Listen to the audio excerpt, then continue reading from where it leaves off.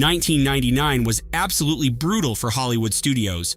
While everyone remembers The Matrix and The Sixth Sense, they forget that studios lost an estimated $700 million on bombs that same year. I've got Will Smith here, turning down Neo to make one of these disasters.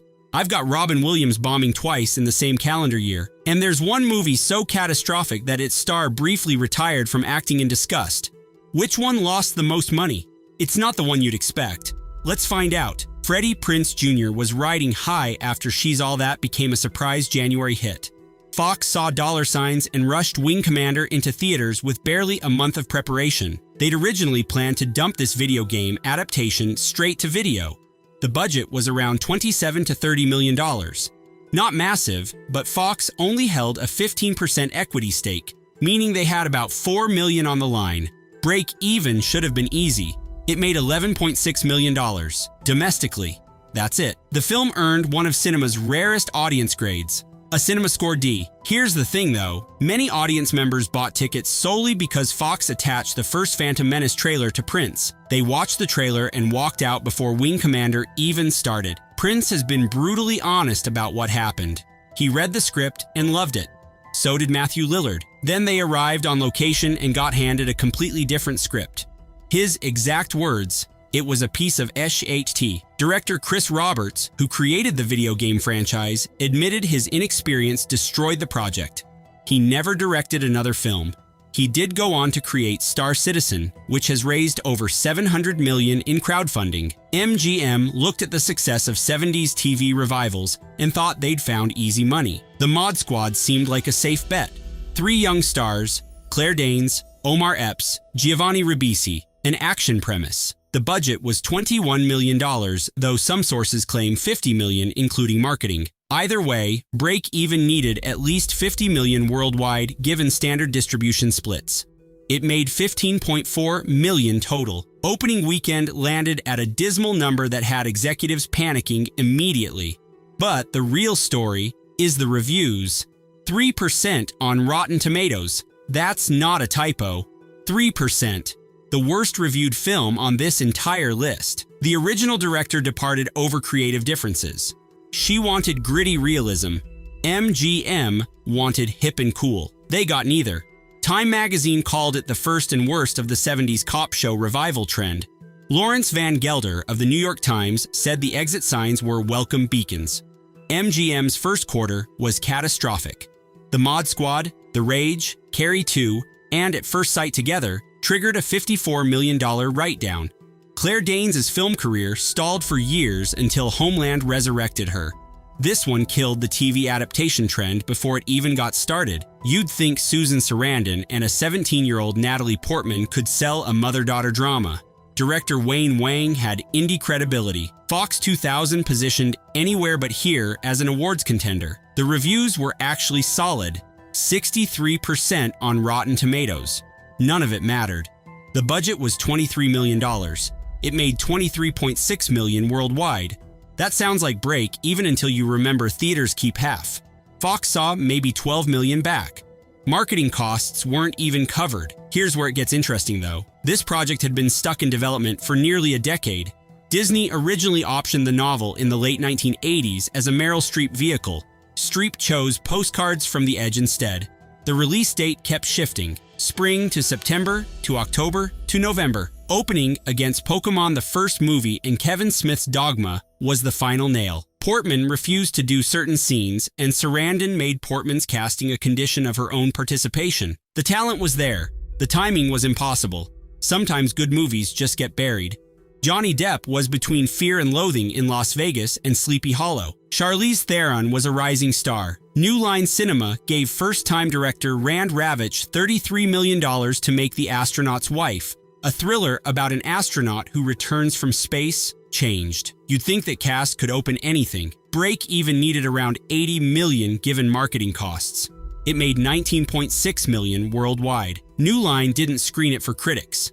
They dumped it in late August and hoped nobody would notice. The CinemaScore was a D. That's audiences actively warning each other to stay away. Critics who caught it called the pacing glacial, a Rosemary's Baby knockoff without the craft. The marketing department made a fatal error. They gave away the entire plot in the trailer. Every twist, every reveal. Audiences knew exactly what would happen before buying tickets. Ravitch never directed another major film. Theron recovered. Depp moved on to Sleepy Hollow. This one just vanished, exactly like New Line wanted. Anthony Hopkins had won an Oscar for Silence of the Lambs. Cuba Gooding Jr. had won for Jerry Maguire. Disney paired them in Instinct, a drama about an anthropologist imprisoned for taking the lives of park rangers while living among gorillas. The pitch sounded prestige. Budget estimates range from $55 to $80 million depending on the source. Let's call it $65 million. Break-even needed at least $150 million. It made $36.7 million worldwide, almost nothing internationally. Roger Ebert destroyed it. He gave it 1.5 out of 4 stars and called it a greatest hits collection of better movies. One Flew Over the Cuckoo's Nest, Gorillas in the Mist, The Silence of the Lambs, everything recycled. Nothing original. Here's the insider detail that makes this interesting. Instinct was the very first film produced by Spyglass Entertainment. Their next production? The Sixth Sense. Disney had structured the Spyglass deal to limit their downside exposure. It worked perfectly for Instinct. Disney was protected from the losses. But when The Sixth Sense became a phenomenon, Disney missed most of the upside. Author Daniel Quinn publicly disowned the film. His novel Ishmael inspired the screenplay, but the studio wanted action instead of philosophy. That's what bombed. Kevin Costner and director Sam Raimi teaming up for a baseball drama should have been a home run. For Love of the Game had Costner as an aging Detroit Tigers pitcher throwing what could be a perfect game. Universal gave them $50 million. Some sources say $80 million. It made $46.1 million worldwide. The domestic take was just $35 million. Baseball doesn't travel internationally. Universal learned that the hard way. But here's where it gets messy. Costner and Universal went to war publicly. The MPAA gave the film an R rating. Raimi and Universal agreed to cut it to PG-13. Costner wanted the R-rated version released. Universal co-chair Stacey Snider said it directly. Kevin's not the director, and it's not fair for him to hijack a $50 million asset. The studio offered Costner a $20 million check as a peace offering. He turned it down. Then, he refused to do promotional appearances, canceled the talk show circuit, told reporters he'd never forgive what they'd done. The public feud killed any chance the movie had. For Love of the Game was part of Universal's disastrous quarter alongside Mystery Men and Dudley Do Right. Costner had waived his usual $20 million salary for back-end percentage. That bet paid nothing. There's a quiet cult following now. Detroit Tigers pitcher Spencer Turnbull said he watched it before throwing his 2021 no-hitter.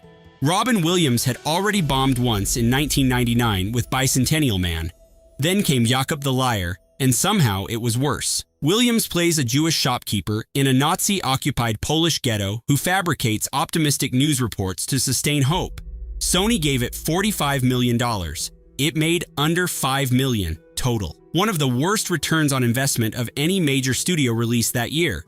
Opening weekend landed at number 8 with just $2.1 million in 1,200 theaters. You won't believe what killed this movie. Timing. Jakob the Liar was actually filmed before Roberto Benigni's Life is Beautiful premiered. But Life is Beautiful reached American audiences first, won 3 Oscars, and completely owned the Holocaust dramedy space. By the time Jakob arrived, audiences felt like they'd already seen it. Roger Ebert attended the Toronto Film Festival screening. His observation was brutal. Williams got more applause for walking onto the stage than the entire movie received afterward. Empire magazine called it as turgid a film about mass termination as we are ever likely to see. Williams won the Stinker's Bad Movie Award for Worst Actor. Not for one film, for both Jacob the Liar and Bicentennial Man combined. 2 bombs in 1 year from one of Hollywood's most beloved stars. He later made fun of both in his stand-up. Dudley Do Right. Brendan Fraser had turned George of the Jungle into a surprise $100 million hit in 1997. Universal figured lightning could strike twice with another Jay Ward cartoon adaptation. They gave Dudley Do Right $22 million. The film made $10 million domestically. That's it. Universal didn't even bother with international theatrical. They dumped it straight to video overseas. Here's what went wrong. Universal had planned to tie the release to the opening of the Dudley Do Right's Ripsaw Falls ride at Islands of Adventure. The ride opened in May. The movie got pushed to late August. The synergy window closed. The advertising was desperate. The tagline literally said, "From the creator of George of the Jungle and the star of George of the Jungle and the acclaimed director who saw George of the Jungle." When your marketing strategy is reminding people of a better movie, you've already lost. Opening at number 11 with $3 million told Universal everything they needed to know. Director Hugh Wilson had made The First Wives Club and the original Police Academy. After Dudley Do Right, he never directed another studio picture. This film, combined with Rocky and Bullwinkle the following year, killed the entire J. Ward live-action pipeline. The 13th Warrior. This is the big one. The 13th Warrior is the single most financially devastating film of 1999 and possibly the entire decade. Antonio Banderas stars as a 10th century Arab poet who joins Norse warriors to battle a mysterious evil. Director John McTiernan had made Die Hard and Predator. The budget is one of cinema's most disputed figures. Reports range from $85 million to $160 million. The truth is probably around $100 million for production, with total costs pushing past $130 million. Break-even needed at least $250 million. It made $61.7 million worldwide, $32 million domestic. Disney's studio division posted an $84 million quarterly loss in the wake of this disaster. The production was a nightmare. McTiernan's original cut tested catastrophically with audiences. Too long, too many subplots, no narrative momentum. Michael Crichton, who wrote the source novel, took over and directed uncredited reshoots. The original score was thrown out entirely. The title changed from Eaters of the Dead. Omar Sharif had a small role in the film. His reaction became legendary. He said he looked at himself afterward and decided to stop making these meal ticket movies. He called it humiliating. He briefly retired from acting. An Oscar winner walked away from Hollywood because of this experience. Studio chief Joe Roth was pushed out shortly after. The estimated loss sits between $100 and $129 million. And yet, The 13th Warrior has achieved genuine cult classic status. The audience score on Rotten Tomatoes is 66%, way higher than critics. Sometimes the audience knows something the box office doesn't. Here's one that was genuinely ahead of its time. Mystery Men is a superhero parody about wannabe heroes with laughable powers. Mr. Furious gets angry. The shoveler shovels well. The Blue Raja throws forks. In 1999, audiences had no framework for this. Universal spent $68 million on production and at least $30 million on domestic marketing. Break even needed around $170 million. It made $33.5 million worldwide. Just $3.7 million came from international markets. Universal completely dumped it overseas. The cast was stacked: Ben Stiller, Hank Azaria, William H. Macy, Janine Garofalo, Jeffrey Rush, Greg Kinnear, Paul Rubens. Director Kinka Usher had made famous commercials including Got Milk and the Taco Bell Chihuahua. His feature debut overwhelmed him. Hank Azaria recalled the set in 2023. Ego-driven actors in ridiculous costumes arguing over whose funny bits would make the cut. Usher told everyone he was going back to commercials when it was done. He never directed another feature. Opening the same weekend as The Sixth Sense sealed the fate. Mystery Men got a C+ cinema score. That's toxic for comedies. Second weekend dropped 53%. But wait, you know Smash Mouth's All-Star? That song was written for the Mystery Men soundtrack. It became iconic 2 years later when Shrek used it. Mystery Men is now considered prophetic of the superhero parody genre. The Boys, Kick-Ass, Deadpool. Sometimes being a decade early is the same as being wrong. Robin Williams reuniting with Chris Columbus after Mrs. Doubtfire made $441 million should have been a guaranteed hit. Bicentennial Man, based on an Isaac Asimov story about a robot seeking humanity over 200 years, cost $100 million. It made $87.4 million worldwide. Opening weekend landed at number 5 with just $8.2 million, behind holdover Stuart Little. The math doesn't work when you factor in marketing. Estimated loss sits around $80 to $90 million. Disney initially pulled the plug in November 1998 over budget concerns. An unusual co-financing deal with Sony saved the production, but the film was rushed. Production began 1 week after the deal closed. They were racing to make a December 1999 release. Here's the real problem. Disney marketed it as a comedy. The actual film was a contemplative 2-hour philosophical drama spanning centuries. That disconnect was fatal. Roger Ebert gave it 2 out of 4 stars and said it sank into greeting card sentiment. Williams later joked about it in his stand-up. "You have to make fun of Bicentennial Man," he said. He stood by Popeye, though. The 1999 Stinkers Award went to Williams for Worst Actor, combining this with Jacob the Liar. $200 million in combined budgets. 2 massive bombs. There's been some reappraisal since Williams passed in 2014. The film's exploration of artificial intelligence feels ahead of its time now. It's still not on Disney Plus, though. Matthew Broderick as Inspector Gadget. Rupert Everett as Dr. Claw. Disney spent somewhere between $75 and $90 million on this live-action adaptation. It actually made money at the box office, $134 million worldwide. But here's the thing. Theaters keep roughly half. Disney saw about $67 million back against a budget pushing $90 million plus marketing. Estimated loss, around $30 million. A hit at the box office can still be a bomb on the balance sheet. The original cut ran 110 minutes. Disney slashed it to 78 minutes for theatrical release. The pacing became disjointed. Critical response was savage, 20% on Rotten Tomatoes. Fans of the cartoon felt betrayed. Gadget was made competent instead of bumbling. Dr. Claw's face was shown. The casting carousel for the lead role was remarkable. Kevin Kline, Chevy Chase, Steve Martin, Jim Carrey, Brendan Fraser, Tim Allen, Steve Carell, Tom Hanks, Michael Keaton, Mike Myers, Robin Williams. All considered, Broderick, fresh off tepidly received Godzilla, got the part. Lindsay Lohan turned down Penny to make The Parent Trap instead. Director David Kellogg packed the film with product placement. Yahoo, McDonald's, Coca-Cola. It felt more like a commercial than a movie. There's a petition urging Disney to release the original 110-minute cut. I wouldn't hold your breath. This is the one everyone remembers. Will Smith fresh off Men in Black. Director Barry Sonnenfeld reuniting with him.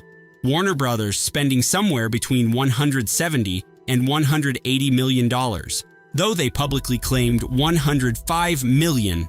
Marketing pushed total costs toward $300 million. Wild Wild West made $222 million worldwide. Sounds decent until you do the math. Warner Brothers probably saw around $100 million back from theatrical. They were staring at losses approaching $100 million. The film swept 5 Golden Raspberry Awards: Worst Picture, Worst Director, Worst Screenplay, Worst Screen Couple, Worst Original Song. Robert Conrad, star of the original TV series, personally showed up at the Razzies to express his disappointment. Here's the detail that haunts Will Smith to this day. He turned down Neo in The Matrix to make Wild Wild West. If Smith had taken The Matrix, Val Kilmer was reportedly lined up for Morpheus instead of Lawrence Fishburne. Smith has called it his greatest professional regret. He told audiences at a 2019 premiere he still asks himself why he didn't make The Matrix. The giant mechanical spider in the climax exists because producer John Peters had spent years trying to force one into Superman Lives, the abandoned Tim Burton and Nicolas Cage Superman project. When that fell apart, Peters channeled his spider obsession into Wild Wild West. Kevin Smith, who worked on the Superman Lives script, watched the finished film and said, "Good Lord, this is a piece of SHT." The budget spiraled because of set fires, reshoots after poor test screenings, and general excess. Meanwhile, Warner Brothers was starving the Iron Giant of marketing resources. Brad Bird's animated masterpiece made just $23 million, but became a beloved classic. Wild Wild West made 10 times as much and became a punchline. 1999 taught Hollywood a lesson it keeps forgetting. Audiences rewarded originality and punished recycled garbage. The Matrix came from unknown directors with a weird pitch. The Sixth Sense came from a filmmaker nobody had heard of.